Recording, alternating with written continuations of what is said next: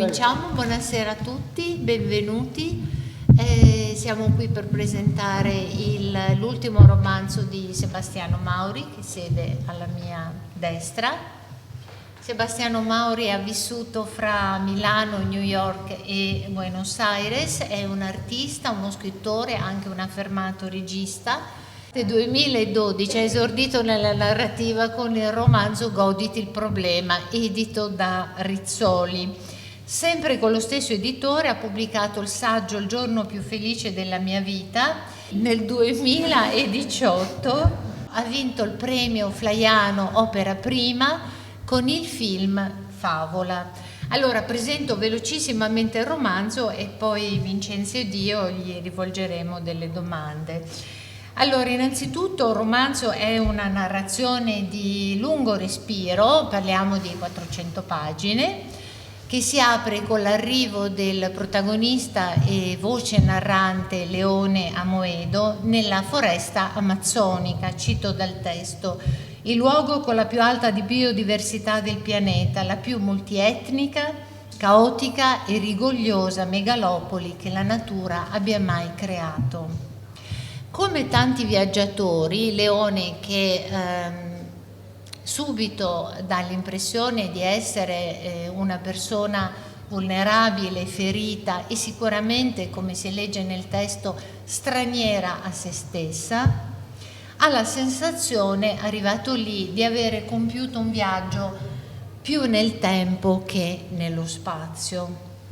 La cugina Nur, che è una persona molto amata, la definisce a un certo punto la sua anima gemella, che l'ha persuaso a raggiungerlo nella giungla amazzonica e a intraprendere questo lungo viaggio nel cuore del nulla, misteriosamente non è lì ad accoglierlo, e questo naturalmente acuisce questo senso di spaesamento, di disorientamento.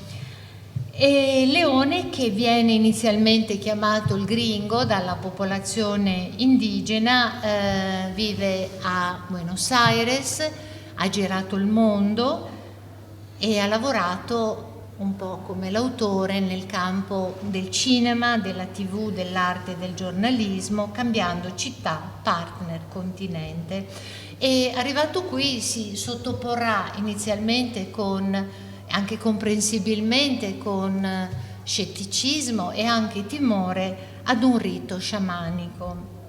Questa cerimonia contempla, previa dieta penitenziale, rigida astinenza sessuale e isolamento in un luogo remoto della giungla, l'assunzione di un intruglio dal gusto amaro, fatto di alghe putrefatte. Sì, no, più che altro sì, che sa di alghe putrefatte. Che sa di alghe putrefatte. Non è fatto di alghe. No. E si tratta della ayahuasca, che in lingua quechua letteralmente significa la liana dei morti, la liana degli spiriti, ed è una infusione psicotropa di tradizione millenaria, sacra agli indigeni della foresta amazzonica, e come altri allucinogeni la madre, così viene chiamata, produce visioni, ma a differenza di altri stupefacenti non crea dipendenza, anzi ha una funzione terapeutica. Infatti è conosciuta come la medicina che libera dalle dipendenze e dà questa meravigliosa sensazione di vivere in armonia con il creato. Il rito sciamanico, appunto il rito viene celebrato da 3 sciamane che a voce bassa intonano gli Icaros, che sono i canti sacri della foresta, per entrare in comunicazione con gli spiriti, con il mondo dei morti, e che agli orecchi del protagonista suonano dolci, addirittura come una ninna nanna. E questa prima parte è raccontata con grande vividezza e, almeno secondo la mia lettura, riproduce lo schema classico degli antichi riti di passaggio, in cui per l'iniziando, per colui che si sottopone, c'è una morte simbolica seguita da una rinascita, sicuramente da un processo trasformativo. Questo è lo sfondo del romanzo in cui si dipana la vicenda e in cui si scrive il percorso esistenziale ma anche spirituale del protagonista, che si intreccia con grande naturalezza a una appassionata denuncia della colpevole irresponsabilità del nostro mondo, della nostra civiltà, che ha completamente stravolto l'equilibrio della natura. Attraverso dolorose e, per così dire, necessitate esperienze, Leone, di cui l'autore indaga con sensibilità ma anche con senso dell'umorismo, le smagliature affettive, le fibrillazioni del cuore, ma anche gli errori di valutazione, e ne fa parecchi. Attraverso, dicevo, questo insieme di esperienze egli potrà alla fine, quando si sciolgono tutti i nodi, che naturalmente non diremo per non guastare il piacere della lettura, potrà in questo modo raggiungere una consapevolezza di sé, di quelli che sono i suoi bisogni, e approdare così alla nuova terra. E per molti versi, e non potrebbe essere diversamente, questo è un percorso assai accidentato, travagliato, un percorso irto di insidie, disseminato di false partenze, ed è persino una discesa agli inferi fra prove ardue e segni anche concreti di morte. Al tempo stesso è un viaggio scandito da momenti di rivelazione, da momenti proprio epifanici e anche di svolte inaspettate, e a metà del romanzo, pagina 287, lontano da Buenos Aires, la città in cui lavora, in questo luogo remoto, Leone dirà di sentirsi subito a casa in questo posto lontano da casa. È la struttura del romanzo, che è anche molto ben condensato nei passaggi fra presente e passato, i ricordi, le reminiscenze del narratore, e in cui avevo dimenticato di dire che tutti i brevi capitoli sono preceduti da aforismi, citazioni, epigrafi da antropologi, filosofi, scrittori, romanzieri, rockstar, anche star del cinema. C'è quella veramente toccante, ve la voglio leggere, di Marilyn Monroe, che oltre a essere quella donna meravigliosa che tutti sappiamo, era una donna anche molto intelligente, che dice: lascio agli altri la convinzione di essere i migliori, per me tengo la certezza che nella vita si può sempre migliorare. Poi c'è un'altra anche bellissima di Thomas Mann, a pagina 307, che vi leggo, che è sulla esperienza, anche quella trasformativa, della malattia, L'Osti nel Tigre, questo è il titolo. Certe conquiste dell'anima e della conoscenza non sono possibili senza la malattia. Allora, dicevo che la struttura del romanzo sostanzialmente si configura come un itinerario verso la conoscenza, ma soprattutto, questo credo che sia un po' il cuore, il senso del libro, verso l'accettazione di se stessi. Allora, la prima domanda che volevo rivolgere a Sebastiano Mauri è: come è nato il romanzo? A cosa si deve la fascinazione per le culture animistiche, per il sapere sciamanico, no? Che tu dici essere antichissimo, molto più antico di...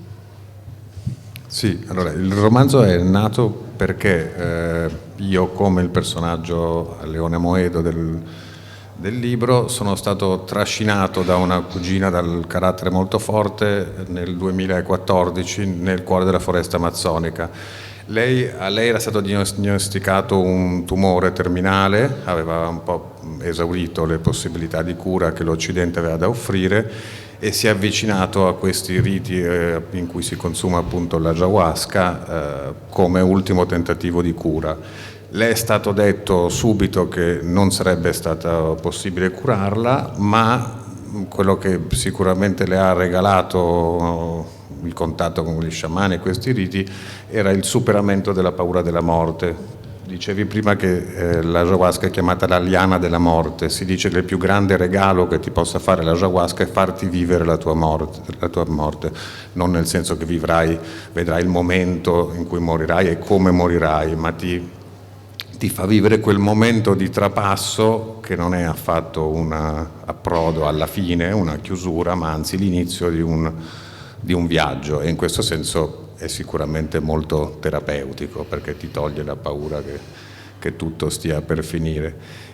Lei decise di girare un film una volta che scoprì questo mondo in queste comunità che si chiamano Shipibo con Ibo, in questo caso siamo nel Perù.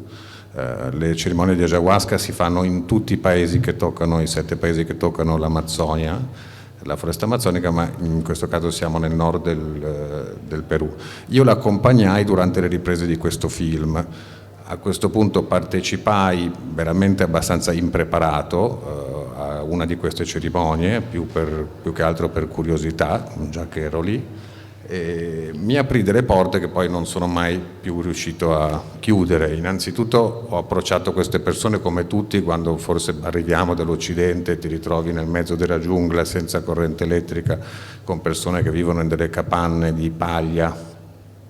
Hai un po' l'impressione che siano rimaste indietro, tagliate fuori dalla storia, dall'evoluzione. Nel retro della tua mente pensi, se solo scoprissero le meraviglie di possedere un iPad, chissà se non ci si lancerebbero subito. E poi invece attraverso il contatto con questi popoli e il partecipare a queste cerimonie ho completamente ribaltato la prospettiva, ho iniziato a vedere quanto infelice è il nostro e malsano il nostro stile di vita, sia a livello personale che collettivo, e quanto in fondo fortunato, ricco e felice sia il loro stile di vita, che non è affatto incosciente di quello che sta succedendo nelle nostre città, mentre noi tendiamo a vedere il loro stile di vita come primitivo, forse è una delle parole anche più gentili e più comuni che noi possiamo usare per definirli. Loro per esempio chiamano noi fratelli minori, ci considerano persone che o hanno ancora molto da imparare o hanno dimenticato purtroppo molte lezioni.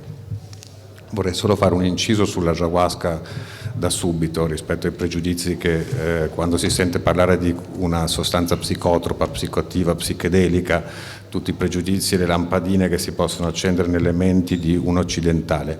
Il principio attivo dell'ayahuasca è il DMT, dimetiltriptamina, che è la sostanza che la vostra e nostra ghiandola pineale produce tutte le sere quando voi andate a dormire e sognate. Quindi è una sostanza endogena, assolutamente innocua. Lo può prendere un bambino, una donna incinta, una persona anziana, non fa male da nessun punto di vista, non lascia nessun danno, non crea dipendenza e non crea assuefazione, quindi non risponde a nessuna delle definizioni di droga, a parte il fatto che stiamo avendo delle visioni, un po' come abbiamo visioni narrative e anche rivelatorie tutte le sere quando noi sogniamo, anzi, come dicevi tu prima, l'ayahuasca, il percorso che porta l'ayahuasca è ripulire le persone da ogni tipo di dipendenza nella loro vita, che può essere sia da alcol o altri tipi di droghe, che invece fanno male a noi stessi, ma anche da sostanze più leggere, a cui più o meno il 98% della popolazione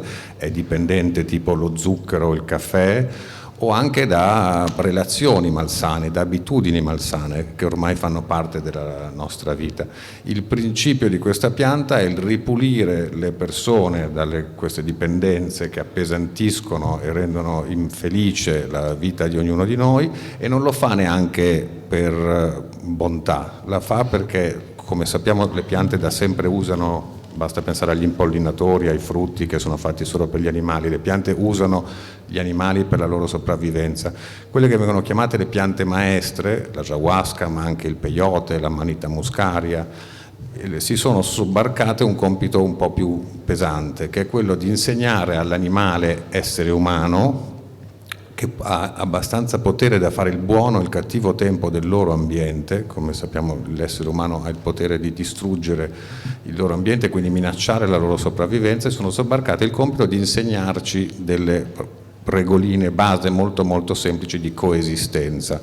Infatti i popoli che sono esposti a questo tipo di esperienza, quelli che sono i popoli originari indigeni, vivono ancora in armonia con la natura. Il 5% della popolazione mondiale sono oggi i popoli indigeni e preservano l'85% della biodiversità di questo pianeta. Noi, che è da tempo che abbiamo dimenticato, ma non è che non hanno mai fatto parte delle nostre tradizioni, l'oracolo di Delfi, quando si andava all'oracolo di Delfi si beveva un decottino, era un decotto psicotropo.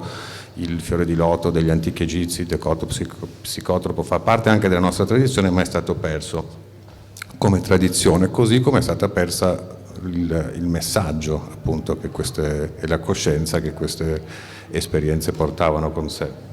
Grazie.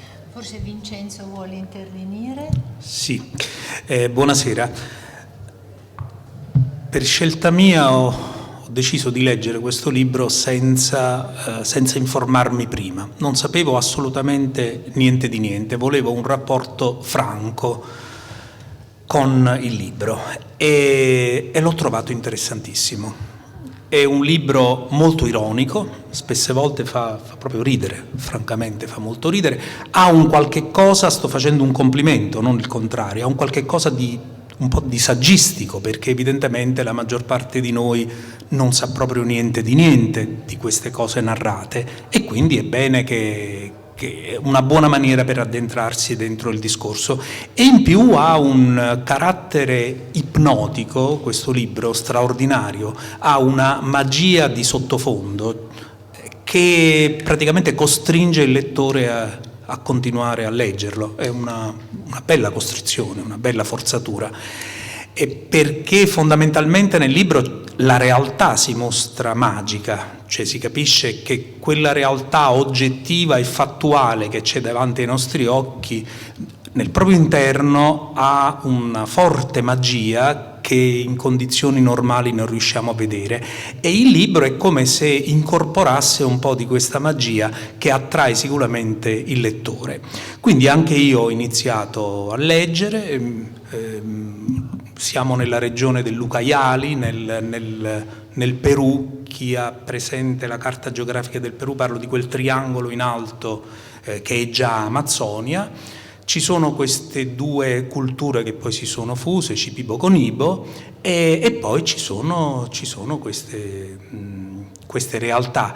Ora, la descrizione dei momenti in cui il protagonista, e non solo, assume l'ayahuasca sono veramente ben scritti, sono molto molto interessanti, perché c'è la compresenza di 3 sciamane di età diversa, che ovviamente rappresentano 3 fasi distinte dell'essere sciamani, poi addirittura ce n'è una quarta se proprio vogliamo. Ci sono dei canti, c'è l'assunzione di questo decotto psichedelico, e poi c'è un'altra cosa ancora più importante, o meglio non meno importante, il fatto che in quella cultura ogni forma di vita, qualsiasi forma di vita, ha in sé uno spirito, e in queste occasioni si può interagire con questi spiriti.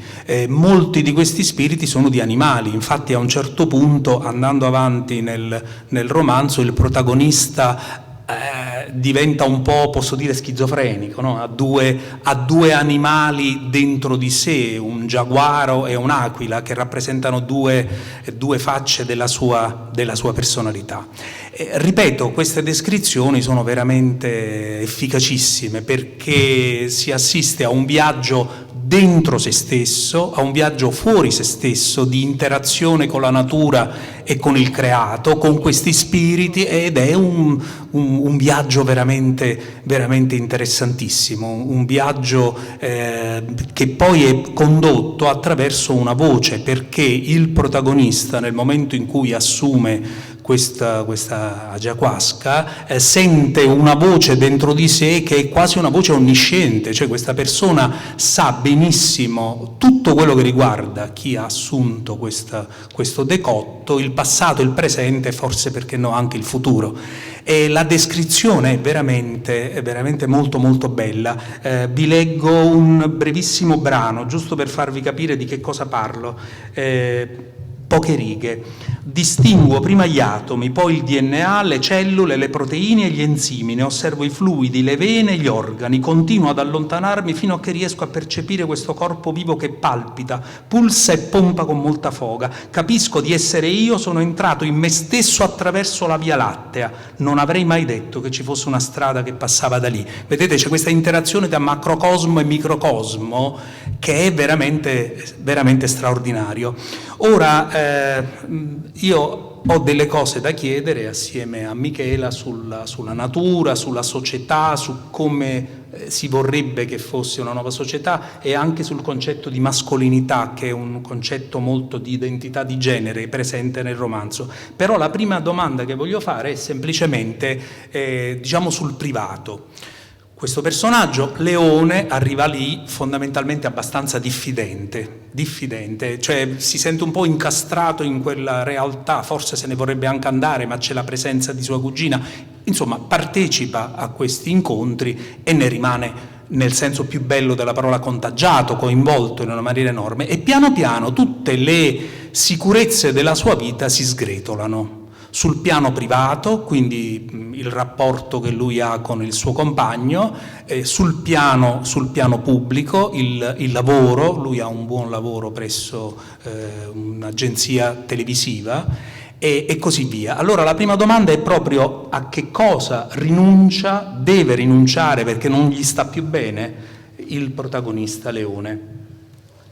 Sì, diciamo diverse cose, un po' come quello che dicevo prima è rinunciare a tutto ciò che ci si rende conto che non è sano nella propria vita, quindi l'ayahuasca tra le varie cose quello che fa è metterti davanti a uno specchio dal quale non puoi sfuggire, in cui vedi te stesso e percepisci in quale modo ti stai avvelenando, stai accettando che ogni giorno piccole quantità di veleno vengano digerite dal tuo corpo.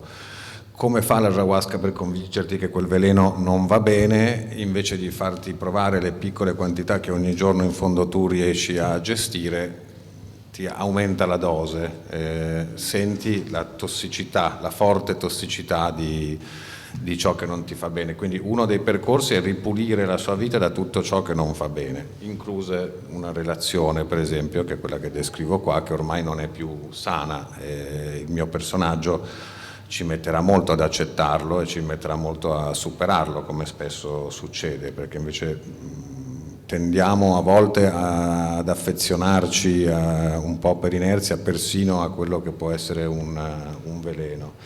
E un'altra cosa che gli permette è di capire qual è il modo in cui la sua vita non solo nuoce a se stesso ma nuoce all'ambiente in cui vive, tutto ciò che non fa bene all'ambiente in cui vive. Per quel che riguarda noi occidentali, soprattutto se visto dal loro punto di vista, forse il 90% delle nostre attività quotidiane non fanno bene all'ambiente in cui viviamo. Tutta la nostra società è costruita e ce ne stiamo rendendo conto su un paradigma di non sostenibilità. Quindi quello che ti invita a fare è attaccarti direttamente col cavo della tua coscienza, è come un dialogo diretto con la tua coscienza. Quindi per esempio c'è un capitolo in cui si descrive il personaggio che va allo zoo in mezzo alla giungla, ed è uno zoo poverissimo, in cui per esempio il giaguaro re dell'Amazzonia, il felino più forte che esiste al mondo, è in una gabbia che è poco più grande di sto tavolo, come se fossero 2 di questi tavoli, e lì fa 3 passi avanti, 3 passi indietro, vive solo nella sua pipì, mangia quel poco che gli danno nell'angolino, e questa sarà la sua vita per sempre. È chiaramente una visione triste, il personaggio se ne accorge, comunque prova a fare qualche fotografia magari da spacciare su Instagram in cui non si vede troppo la tristezza che circonda questo animale, comunque poi ha sete, ha fame, mangia in questo zoo, compra 2 gadget, torna a casa. E questo forse può rappresentare come noi viviamo anche qualche cosa di chiaramente ingiusto nella nostra vita tutti i giorni. Tutte le volte che stiamo guardando YouTube e parte il video iniziale sui bambini in Africa, per esempio, che hanno bisogno del nostro aiuto, e non aspettiamo 5, 4, 3, 2, 1, salta l'annuncio, ok, non adesso, non c'ho voglia, che palle. Stavo cercando di guardare una Saturday Night Live, qualcosa di comico, e tiri avanti con la tua vita. Fai cerimonia e in cerimonia tu diventi quel giaguaro, per esempio, è quello che descrivo nel libro. In cerimonia tu sei quel giaguaro, inizi a sentire che cos'è vivere per il resto della tua vita in quella gabbia, non poterne mai uscire, non respirare mai più dell'aria che non sappia di pipì, non fare mai più un salto, non essere mai più a contatto con la natura, vivere tutto il giorno con appunto turisti che ti buttano il cellulare davanti, non incontrare mai un altro giaguaro, eccetera, eccetera. Quel dolore ha tutto un altro sapore, arriva a toccarti in un modo molto diverso. Quindi forse da quel momento in poi quella persona, per esempio, si accorge che non metterà mai più piede in uno zoo, perché tra l'altro quel giaguaro non è lì per colpa degli uomini cattivi che ce l'hanno messo, è lì perché qualcuno come il protagonista paga il biglietto di quello zoo, va a consumare al bar, compra 2 gadget e torna a casa. Quella sua prigionia è finanziata proprio da noi che partecipiamo di questo gioco, e questo è un esempio che si può moltiplicare in tantissimi altri esempi della nostra vita. Quindi è un modo appunto per non permetterti di sfuggire da ciò che sono le conseguenze delle nostre azioni. Sì, volevo chiederti un'altra cosa, ritornando al personaggio di Noor, della cugina. È un personaggio sicuramente in penombra rispetto al maestro profumiere, rispetto a Tobias, però è sicuramente la figura forse più importante del libro. Noor, sì. Sì. Dico, non ha il peso, sì, ha il peso o forse ce l'ha anche Tobias, nel senso, sì, Tobias è il compagno del protagonista, mentre sì. Noor è questa sua... Io invece forse credo che abbia anche più peso, nel senso che Noor in fondo che è questa cugina, accompagna il protagonista fin da quando è piccolo, è la sua compagna ideale, la sua migliore amica, la sua confidente, la sua isola di salvezza fin da quando sono piccoli, poi compagni anche di vita, vanno e vengono. Guide non a caso ha anche un nome simbolico, no? Perché Noor in arabo vuol dire luce, sì. E a un certo punto difatti gli dice: ho voluto che tu venissi qui perché tu imparassi a vivere. Infatti Leone va in Amazzonia credendo e raccontandosi che fa un sacrificio per accompagnare sua cugina che ne ha bisogno, e scoprirà invece che era tutto il contrario, che è sua cugina che gli ha fatto il più grande regalo che poteva fargli, portandolo lì e mettendolo davanti a questo specchio. Per dare un'idea di come funziona la ayahuasca, la frase più comune delle persone che partecipano a queste cerimonie è stato come fare 20 anni di terapia in una sera. Per chiunque di voi abbia fatto terapia sa che per esempio si parte raccontando chi si è, cosa si fa, la propria famiglia, poi magari si va nel passato, un po' la propria infanzia, e piano piano si arriva a scavare e si arriva al nocciolo della questione, se si ha fortuna, a quelli che sono le ferite alla base di tutti i nostri problemi o what not.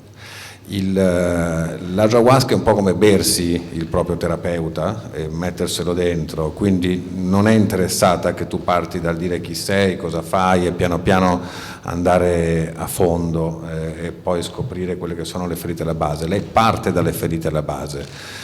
Se fosse il nostro computer, noi partiamo presentando il desktop, la scrivania del nostro computer e poi le foto di famiglia, invece l'ayahuasca va dritta nel folder della spazzatura, magari in quello che abbiamo buttato via da 40 anni o 50, magari una cartelletta che non abbiamo mai più aperto e che forse abbiamo addirittura rimosso, di cui ci siamo dimenticati, e va a aprire quella, diciamo. Quindi in questo senso è un modo molto efficace di andare alla radice dei problemi. Anche se, non voglio essere polemica, lui va effettivamente da una psicoterapeuta che gli dice guarda che hai bisogno. Sì, c'è anche, va da una psicoterapeuta, non per dire che il cammino che si fa in psicoterapia non sia utile, assolutamente, anzi è anche un grande classico andare a fare psicoterapia come accompagnamento a queste cerimonie. Del personaggio. Sì, anche del personaggio, ma anche nella realtà è abbastanza comune per un occidentale, soprattutto perché quando queste cerimonie si tengono nella giungla, il contatto con la sciamana o con lo sciamano è poi continuativo, è lei o lui il tuo terapeuta che continuerà a seguirti, anche perché proprio perché si sta parlando di linguaggio dei sogni.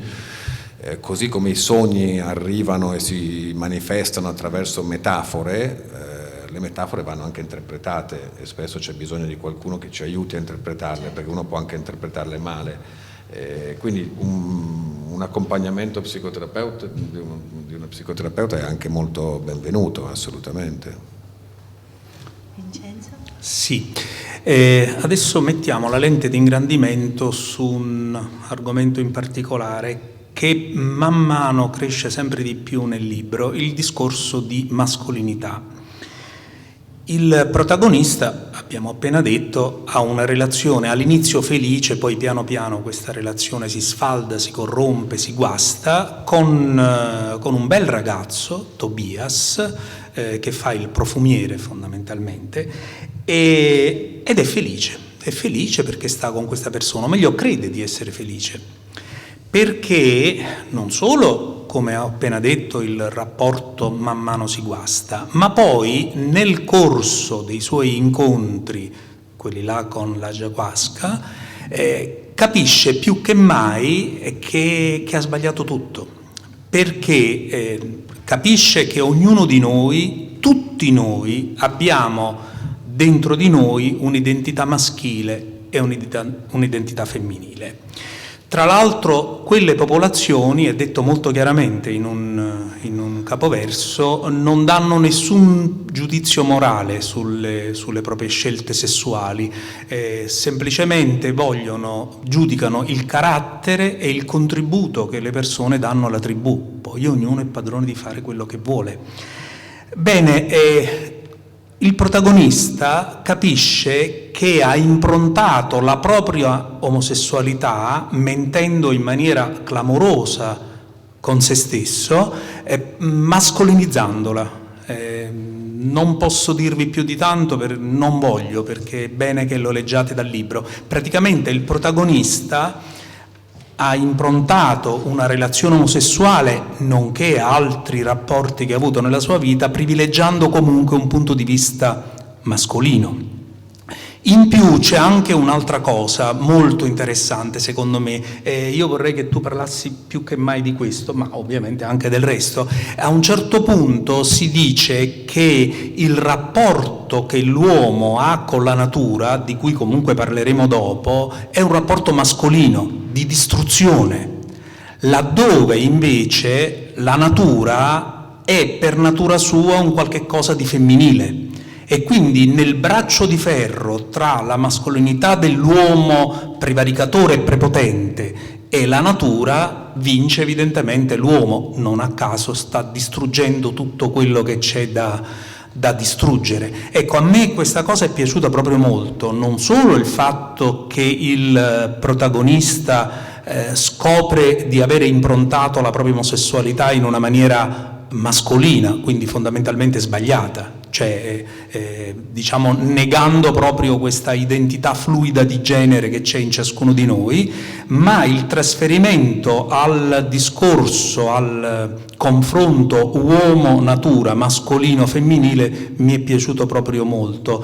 Se ne vogliamo parlare, poi dopo parliamo della natura e del rapporto con la natura che hanno queste popolazioni. Sì, allora intanto lì appunto c'è sempre, sia nel libro che in questa visione del mondo, la cura di se stessi è sempre propedeutica alla cura del mondo, cioè non si crede che uno può avere un effetto terapeutico, un effetto positivo sul mondo se non si occupa prima di curare le proprie contraddizioni.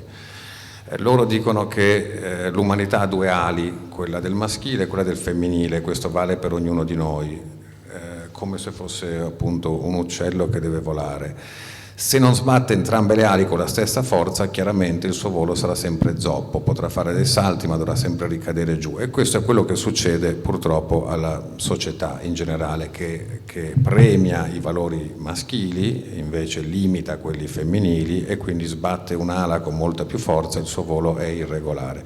In questo momento dell'antropocene, in cui sappiamo che siamo in una profonda crisi ecologica, non possiamo più permetterci di sbattere un'ala con una forza diversa dall'altra, quindi il curare la ferita con il femminile nelle persone è propedeutico da curare la ferita con il femminile nelle società, e in questo momento è particolarmente fondamentale. Questo è quello che succede appunto al nostro personaggio.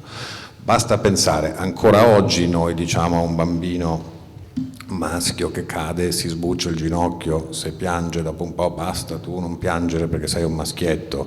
Se un bambino maschio viene aggredito da un bullo a scuola, gli insegniamo a rispondere con la violenza, e no, tu non puoi far sopraffare, tiragli un bel ceffone, una cosa che non faremo mai con una femmina gli permettiamo di esprimere il dolore, di esprimere la debolezza, non le insegniamo a prevaricare le altre persone, anzi gli insegniamo a prendere cura, gli diamo una bambola in mano, diciamo impara a prenderti cura di chi ne ha bisogno. L'abbiamo visto col Covid, in cui di colpo c'è stata un'epidemia di donne che hanno perso il lavoro, in Italia i numeri li abbiamo visti tutti, perché appena c'era da occuparsi di anziani, bambini o chi ne avesse bisogno, sono le donne che hanno rinunciato al proprio lavoro, alla propria carriera, per andare a prendersi cura delle persone.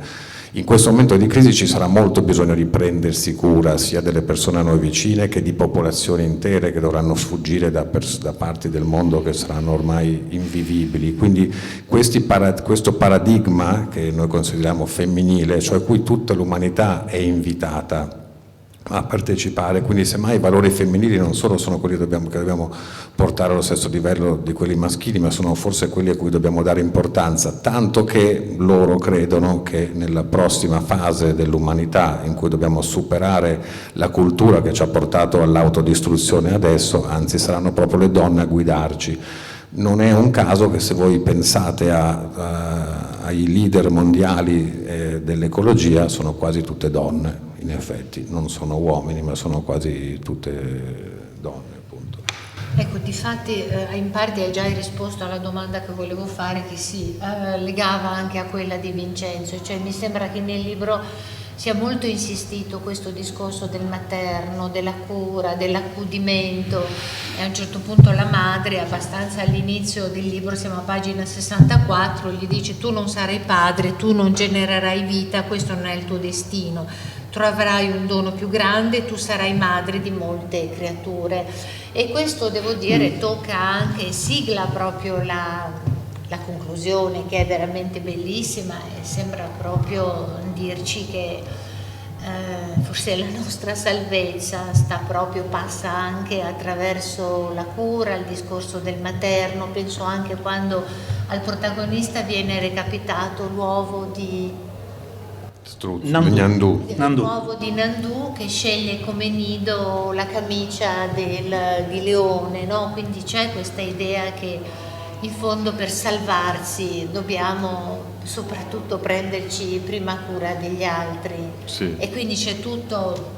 E poi alla fine c'è la civetta, c'è un uovo. Sì, certo, questo non volevo fare spoiler, ma sì, questa era chiaramente l'idea. Questo discorso anche rispetto al nostro rapporto con la natura, come diceva prima Vincenzo, una cosa che noi tendiamo a dimenticarci, che la storia spirituale dell'uomo ha più o meno 100.000 anni di storia documentati, e primi 96.000 anni noi veneravamo in tutti e 5 continenti popolazioni che non hanno mai avuto contatto fra di loro, la Dea Madre, Gaia, era sempre una visione sacra e femminile della terra, della madre terra.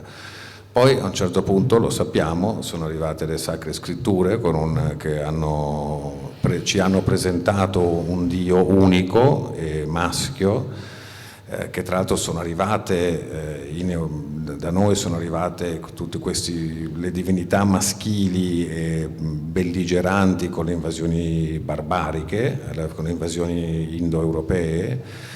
Hanno trovato nel Mediterraneo per esempio delle società molto pacifiche che veneravano diverse forme della Dea Madre e che erano sempre in contatto con la natura e che rispettavano la natura. Questo Dio mascolinizzato ha portato alla mascolinizzazione delle persone e delle società. 4.000 anni dopo siamo nell'antropocene, con la natura che ormai sta soffocando e le nostre società che sono a rischio estinzione, come ci dicono purtroppo tutti gli scienziati.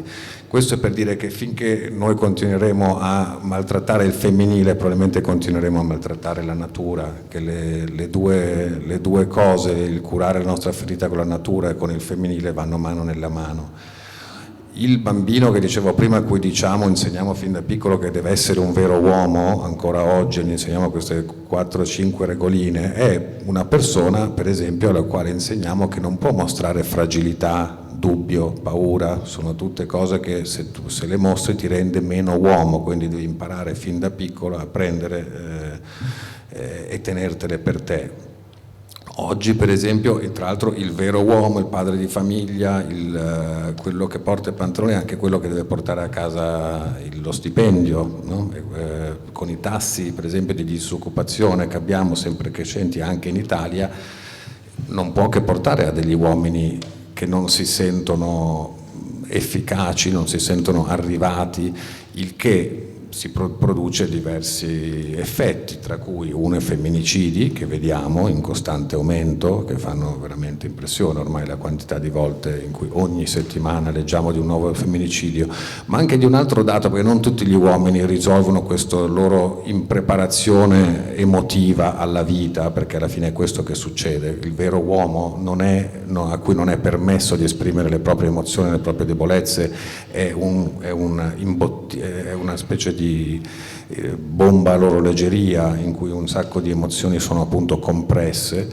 Un altro dato meno conosciuto è che in Gran Bretagna, per esempio, oggi la ragione principale di causa di morte per un uomo sotto i 45 anni è il suicidio, quindi a volte rivolgi verso l'esterno questa impotenza e spesso purtroppo è verso le donne nella tua vita, ma altre volte sì, a volte la rivolgi verso te stesso, diciamo. Quindi è un'emergenza alla quale dobbiamo rispondere. Ecco, qui mi inserisco io sempre sul rapporto con la natura. La natura nel libro è un qualcosa di grande respiro, c'è una visione quasi panteistica, è una natura creatrice praticamente. E dall'altra parte c'è l'uomo con la sua prepotenza, con la sua cattiveria, che ha vissuto da sempre, tranne rare eccezioni, il rapporto con la natura come un braccio di ferro, cioè come un qualche cosa d'altro, senza rendersi conto che l'uomo fa parte della natura e che quindi rispettare la natura significa innanzitutto rispettare se stessi. Curare la natura significa innanzitutto curare se stessi, e qui c'è quel concetto che io ho trovato bellissimo di ifutisu. Ovviamente sono parole un po' curiose per noi, è un concetto di armonia con la natura che è molto molto bella. Io spenderei qualche parola su questo concetto, sì. Ifutisu. Ifutisu è un principio di vita, una filosofia di vita che potremmo tradurre come vita senza aggressività, che appunto è quel principio che permette loro di vivere per migliaia di anni ancora oggi in armonia con il proprio ambiente. Il motto dell'ifutisu potrebbe essere: non puoi fare del male agli altri senza fare del male a te stesso, non puoi fare del bene agli altri senza fare del bene a te stesso. E poi questo concetto, come dicevi tu prima, che la natura include gli esseri umani, non siamo esclusi, mentre se noi andiamo a vedere la Treccani, in tutte le lingue occidentali, anche l'Oxford Webster Dictionary, la natura è tutto ciò che esiste, escluso l'uomo e la sua civilizzazione, tutto il resto. E questa purtroppo distinzione meccanicista della natura ci ha fregato, è ciò che ci ha profondamente fregato, dandoci l'idea che noi questa cosa altra possiamo sfruttarla, vedere la natura come una risorsa che possiamo sfruttare a nostro piacimento. Per loro questo concetto non esiste ed è addirittura inconcepibile. La parola natura include l'uomo e include tutte le sue forme di civilizzazione. Anche un castoro, per esempio, che taglia alberi o rami e si fa la sua casetta, sta creando una forma di architettura, di civilizzazione nel lago, sta cambiando l'ambiente intorno a sé. Non so se avete mai visto gli esempi di uccelli, tra cui gli uccelli del paradiso, per esempio, che non solo fanno performance artistiche, ma fanno installazioni artistiche meravigliose per sedurre la propria femmina. Diciamo, anche appunto interventi artistici, architettonici, sono anche da parte degli animali. Noi siamo tra i tanti animali che intervengono sulla natura, ma ne siamo parte. E questa differenza è fondamentale anche, ed è quella che dovremmo recuperare. Io non vedo l'ora che andiamo a cambiare questa definizione nei nostri vocabolari. Noi siamo la natura, e un altro principio per loro inconcepibile è credere che la natura sia incosciente. La natura, cioè quel principio che ha creato noi e la nostra forma di coscienza, è stranamente incosciente. Cioè il nostro racconto è che da un brodino primordiale di batteri piano piano si è evoluto un essere che a un certo punto aveva una coscienza, mentre tutto il resto non ce l'ha. Loro hanno una visione molto diversa, appunto, dicevi prima, animista del mondo, tanto che chiamano gli animali e le piante persone non umane, ma per loro sia gli animali che le piante che la madre terra che gli elementi hanno una coscienza che semplicemente si esprime in diverse forme. Noi siamo una delle tante forme di coscienza. Sì, io mi permetto di aggiungere una cosa. Tra l'altro, non lo sapevo, ovviamente l'ho letto dal libro, c'è un concetto veramente bellissimo, che ognuno di noi deve vivere la propria vita al pieno dell'energia, cercando di realizzare i nostri sogni, i nostri presupposti e così via, ma poi quando il nostro viaggio terreno sarà terminato sarebbe bello lasciare le cose così come le abbiamo trovate, cioè senza intervenire, far sì che il nostro passo durante la nostra vita terreno sia leggero, che non devasti, in maniera tale da lasciare agli altri quello che noi abbiamo trovato. Questo nella nostra cultura occidentale esiste da molti anni, lo sviluppo sostenibile, però come sappiamo sono più belle parole che altro, perché stiamo andando veramente verso dei lidi molto molto molto brutti. Volevo toccare un altro argomento. Leggo 2 brani sempre veloci, io scelgo brani sempre molto per non annoiare, ecco. Sentite questi 2 brani. Il primo: mi tornano in mente le mie serate a Buenos Aires, a guardare infinite serie TV, navigare ossessivamente in internet e tenermi sempre aggiornato sulle ultime finte novità. Che vita assurda viviamo. Più avanza il progresso, più cresce la nostra alienazione e l'incapacità di percepirla. Poi in un altro brano dice: cioè che il nostro stile di vita è insostenibile, che le premesse stesse della società patriarcale e capitalistica portano in sé il seme della prevaricazione e dell'autodistruzione, che stiamo permettendo all'1% di accaparrarsi tutta la torta, che siamo accecati dal prodotto interno lordo quando dovremmo invece pensare al benessere interno lordo, che accumuliamo soldi e presto ci renderemo conto che le banconote non dissetano, che ci crediamo separati e migliori del resto della natura anziché parte del tutto come nei tempi antichi. Ecco, allora il nostro stile di vita è insostenibile, è ripetuto a più riprese, ogni volta in maniera differente, tanto da non annoiare minimamente il lettore, ma il concetto entra molto fortemente, in maniera radicale, nel cervello del lettore. Ecco, se vogliamo ripetere la stessa cosa in parole diverse, allora perché il nostro stile di vita è insostenibile? Il perché credo che l'abbiamo, insomma, lo stiamo vedendo, l'abbiamo capito. Per esempio, cose che noi tendiamo a dimenticare, crediamo che inseguiamo il PIL, per esempio, faccio un esempio che è nominato adesso. Il PIL non è altro che la somma di tutti i guadagni di un popolo, gli stipendi di tutte le persone, quindi più si guadagna più il PIL va bene, più sono tutti contenti in teoria. I telegiornali durante il Covid non facevano che passare i numeri di quanto è stato bruciato in un campo, in un altro, nella moda, bruciati 5 miliardi perché noi non compravamo o non consumavamo, eccetera.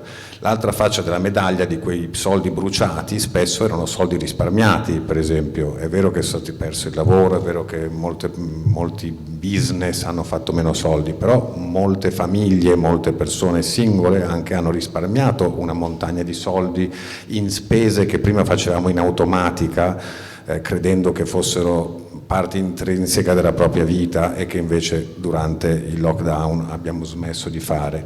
E un dato che noi non tendiamo a dimenticare, per esempio, è che se guardiamo alla Cina e all'India, che sono i due paesi con le crescite più alte negli ultimi decenni, se li compariamo ai livelli che ormai sono, non ci entrerò perché è un po' lungo, ma fidatevi, la scienza riesce a misurare il livello di felicità e di benessere delle persone singole, delle società. I livelli di benessere e di felicità di questi paesi sono andati declinando mentre i paesi diventavano più ricchi, per esempio. Quindi non è vero che un PIL che aumenta rende necessariamente le persone più felici. Quello che sì aiuta è uscire dalla povertà estrema. Un altro dato, per esempio, che arriva dagli Stati Uniti: fino a 70.000 dollari, quando arrivi a guadagnare 70.000 dollari, in effetti i soldi ti aiutano a che la tua famiglia sia più felice, nel senso che siete malati, potete andare a curarvi, avete delle vacanze, una vacanzina la potete fare, no? Devi comprare i libri per i tuoi figli, li puoi comprare per i tuoi figli, fa freddo, gli compri il cappotto. Una volta che questo livello base, sei uscito dalla povertà e queste necessità base sono risposte, la differenza fra 70.000, 700.000, 7 milioni o 7 bilioni non c'è minimamente. Cioè, quello che guadagna 7 bilioni non è 7 bilioni di volte più felice degli altri per niente, anzi di storie tragiche di milionari che finiscono malissimo le conosciamo a bizzeffe.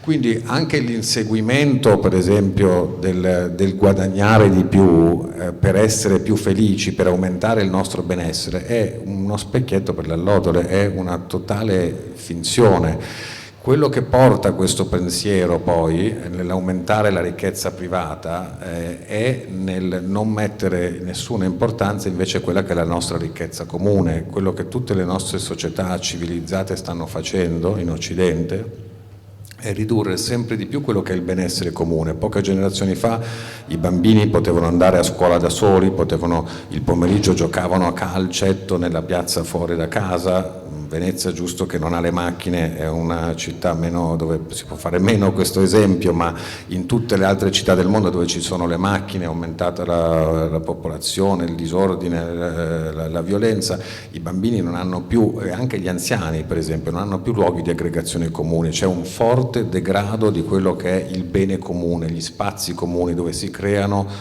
sono sempre storicamente create delle relazioni. Il degrado del bene comune porta le persone necessariamente a difendersi con più soldi, cioè se una volta che sono chiuso in casa, ho chiuso in casa i miei bambini, dovrò però prendergli dei giocattoli, dovrò prendere gli schermi, dovrò prendere la PlayStation e poi ne avranno bisogno di sempre di più. Se fuori c'è molto rumore devo prendere i doppi vetri, se l'Adriatico è pieno di spazzatura dovrò prendere un aereo per andare nei Caraibi a cercare di fare una vacanza lontano dalla spazzatura. Diciamo, il degrado del bene comune socio-ecologico ci porta a doverci difendere con il guadagnare più soldi. Il guadagnare più soldi e il consumare di più porta al degrado, è un circolo vizioso, porta a un ulteriore degrado socio-ecologico. Quindi una delle cose da fare, per esempio, è uscire da questo loop. Come uscirne? Occuparsi del bene comune, ricreare, non avere tutte le periferie moderne che sono solo vialoni per le macchine con case senza preoccuparsi delle piazze, dei luoghi di aggregazione, della presenza del verde, per esempio. In tutti quei paesi, per esempio Copenaghen è una di queste città dove ha dichiarato guerra alle auto, e hanno riportato per esempio l'idea che tutti i cittadini a Copenaghen camminando non più di 15 minuti devono poter arrivare a un'area verde, ci sono piste ciclabili dappertutto, eccetera, eccetera. Si è visto una fortissima risposta per quel che riguarda il benessere e la felicità dei propri cittadini. Quindi, per esempio, uscire da questo che è un principio che con il liberismo thatcheriano, reganiano degli anni '80 è andato aumentando tantissimo, quest'idea che il benessere del privato porta a slavina benessere per tutti. Invece non è assolutamente il contrario, il benessere per la società deriva da quello che inseguivamo nella prima versione delle democrazie, ormai siamo in delle post-democrazie purtroppo, che era una scuola pubblica di qualità, salute pubblica di qualità, luoghi pubblici di qualità, e questo è quello a cui noi adesso dobbiamo puntare, anche perché tendiamo a pensare che sostenibilità voglia dire un sacco di fregature, cioè dobbiamo rinunciare, punirci, non fare questo, non mangiare quello, non andare lì, dobbiamo stare tutti, vivere come degli asceti. Invece non è quello, il benessere, la sostenibilità ecologica e il benessere psicosociale vanno mano nella mano, non è solo una questione di punirci tutti per gli errori che abbiamo fatto. Volevo solo, come avete visto, il tema che forse fa da architrave al romanzo e si precisa soprattutto a partire dalla seconda metà è l'offesa all'ambiente. Tant'è che il libro, questo ne accennava prima anche Vincenzo, diventa quasi un saggio, il ritmo completamente cambia, diventa quasi un manuale di educazione ecologica o forse un breviario per riconnettersi all'essenziale. Volevo chiederti, siccome tu a un certo punto scrivi che il pianeta in passato si è rigenerato, e leggendo il romanzo poi mi è venuto in mente che proprio adesso Salgado, che ha inaugurato la sua mostra sull'Amazzonia al Maxi di Roma, c'era un'intervista la scorsa domenica, non so più dove l'ho letta, e diceva che forse insomma c'è della speranza, forse non tutto questo paradiso è davvero perduto. È quello che pensi anche tu? Beh, allora sì, e soprattutto penso che la speranza sia molto importante per tirare avanti, perché sennò la mancanza di speranza ti porta forse ad accelerare il processo di distruzione. Beh, a sto punto, se non si può fare nulla, tanto vale godersela al massimo finché si può, quindi aumenta il processo di degrado. Poi non bisogna avere una visione apocalittica che o c'è la fine del mondo o il mondo continua. Il mondo continua. Prima di tutto il mondo continua. La vera brutta notizia semmai è per noi e le nostre forme di civilizzazione. Il mondo, lo sappiamo, ha avuto 5 estinzioni di massa, il 95% della vita sulla Terra è sparita e poi è ripartita. Noi siamo qua anche grazie a queste estinzioni di massa che sono avvenute prima. Quindi la Terra sta bene, non dobbiamo troppo preoccuparci per la Terra si è rigenerata in passato e lo farà anche questa volta, dobbiamo semmai più preoccuparci per noi. Il livello di distruzione a cui vogliamo arrivare è ciò che è nelle nostre mani, quindi assolutamente c'è e ci deve essere speranza. Da dove viene poi la speranza? Scaturisce dall'azione, dall'individuare che cosa ognuno di noi può cambiare, dove uno può curare il proprio rapporto con il proprio ambiente e iniziare a farlo. Ed è questi piccoli o grandi atti di cambiamento che ognuno porta nella propria vita è ciò che alimenteranno la speranza. Faccio io un'ultima domanda, però prima apro una parentesi.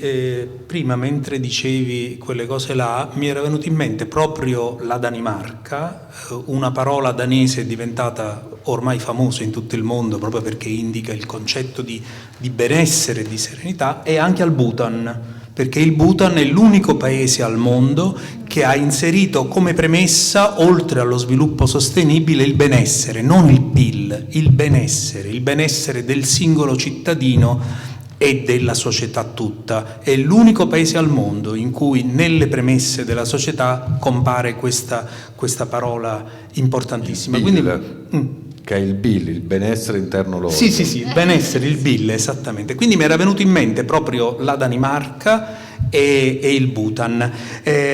Volevo fare un'ultima domanda. A un certo punto nel romanzo c'è scritto: per creare qualcosa di nuovo è necessario passare da una fase di dissoluzione di ciò che c'è, e questo non è solo il mio destino, è anche quello del pianeta. Quindi dissolvere tutto quanto per poi costruire ex nihilo praticamente.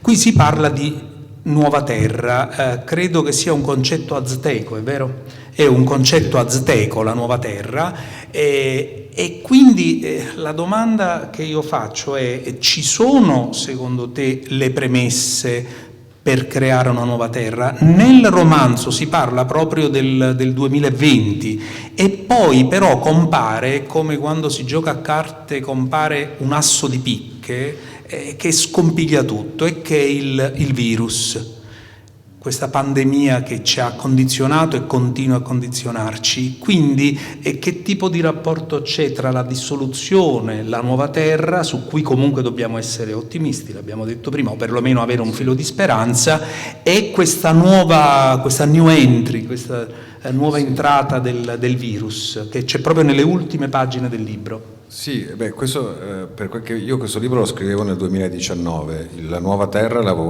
un concetto che il titolo già c'era, il concetto già c'era, è un concetto azteco appunto, secondo il calendario azteco, da non confondere con il calendario Maya, che è più conosciuto, che doveva in teoria finire nel 2012, non so se ve lo ricordate, sì. Alcuni arrivavano nel 2012 tutti un po' spaventati, oddio c'è la fine del mondo. Secondo il calendario azteco invece la data era il 2020, e io nel 2019 scrivevo: e vedrete che dall'anno prossimo dovremo rallentare, guardarci dentro, la terra ci chiederà di capire tutti i nostri errori. Poi iniziava il 2020, oddio adesso è iniziata questa nuova terra, che succederà? Il libro tra l'altro credevo di averlo già scritto, invece ero ancora lì a scriverlo, e in effetti ce ne siamo accorti che qualcosa è successo nel 2020, che siamo stati obbligati a fermarci, a guardarci dentro e accorgerci dei nostri errori.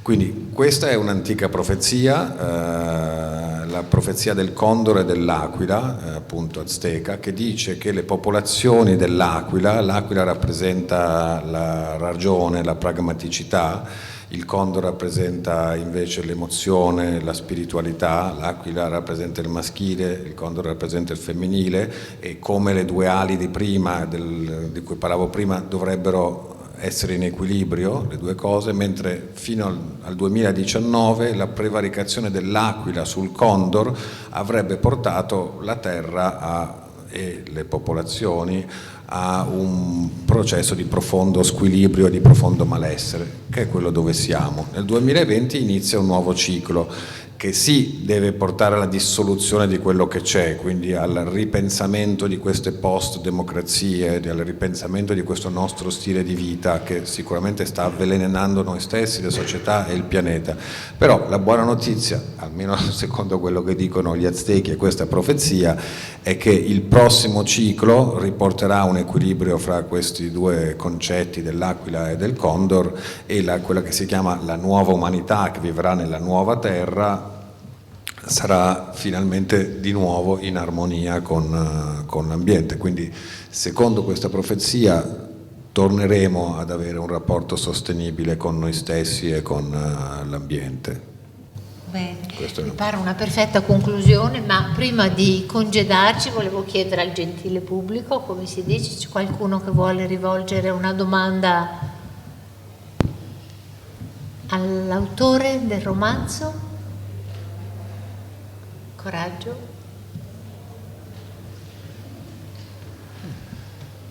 A posto, non sono obbligati. Non siete obbligati? No. Sì, prego. A volte bisogna stimolare. Sì. No, la domanda era semplice, era appunto, visto che eri legato a questo viaggio che poi è culminato anche con la produzione di un film da parte di tua cugina, come vedevi la relazione, i punti di visione rispetto a ciò che hai vissuto e ciò che invece lei ha vissuto, ovviamente in un momento molto diverso anche della sua vita, molto difficile, però diciamo poi quello che ne è scaturito, quindi tra il libro e il film, ciò che vedi che abbia delle come dire, sorta di relazioni o dei punti tra i due? Sì, diciamo, entrambi sono racconti molto personali, che ognuno segue il libro segue il mio vissuto e il film segue il suo vissuto. Tra l'altro il film, se siete curiosi di vederlo, è molto bello, si chiama Icaros A Vision, si può vedere su Vimeo, che non so se lo conoscete ma è tipo YouTube. Però per artisti non c'è il gattino che fa cagate, ci sono però più prodotti di artisti di qualità un po' più alta. Si vede su Vimeo a pagamento, non so, 2 euro, e si chiama Icaros A Vision, ed è una storia che ricalca abbastanza il vissuto di questa mia cugina, quindi è la storia di una donna a cui diagnosticano un cancro terminale e che va in Amazzonia per curarsi, poi non si curerà, per cui ci sono diversi punti in comune, nel senso che le lezioni imparate sono molto simili e poi però le due storie sono altamente diverse. Per esempio mia cugina dopo un po' ha smesso di fare cerimonie perché il suo messaggio finiva sempre a vivere la sua morte, andare al di là, poi di là starai benissimo, che bello di là, però dopo un po' si è anche stufata di essere sempre a vivere la sua morte, diciamo, quelli che erano i suoi nodi di vita non li stavano tanto lavorando, proprio perché lei rimaneva veramente poco da vivere, e così è stato purtroppo, o per fortuna, visto che se la morte non è la fine e se questo teatrino in cui noi viviamo non è necessariamente uno dei teatrini più felici in cui ci tocca la nostra esistenza, non è neanche detto che non stia molto meglio di noi, quindi non so neanche se dire purtroppo o per fortuna. Grazie della domanda. C'è ancora qualcuno che vuole chiedere qualcosa?